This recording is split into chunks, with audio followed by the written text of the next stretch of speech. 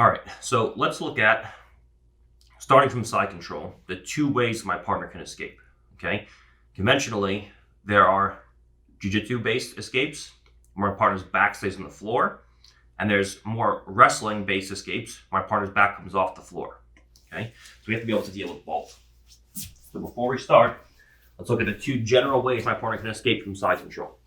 She can, one, look to bring everything inside, keep her back on the floor, and look to bring her feet and her knees to point in towards me. And then from here, she can go into her escapes like so. Okay, this is typically what jiu-jitsu guys will do.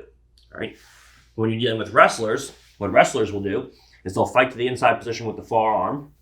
And now from here, they'll look to start punching underhooks in. Their back will come off the floor. And then instead of trying to bring knees and elbows inside, they'll start to come up in towards you, move onto a tight waist or a single leg, for example. Now I'll start turning this into a wrestling exchange where now you feel like, okay, I just had the guy pinned in top side control, and now he's on my leg in a single leg, and now I have to wrestle him, and maybe he's a better wrestler than me, and you start to run into issues from here.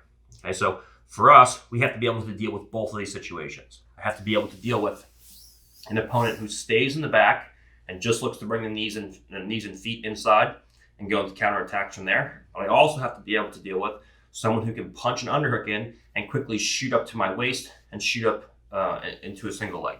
Okay. When I have a single leg on her, okay, now we're basically in a wrestling scrimmage. All right. If I am a very good wrestler and she's not, but she's much better at jiu-jitsu than me, I mean, once I come up from side control, I'm probably going to win this exchange.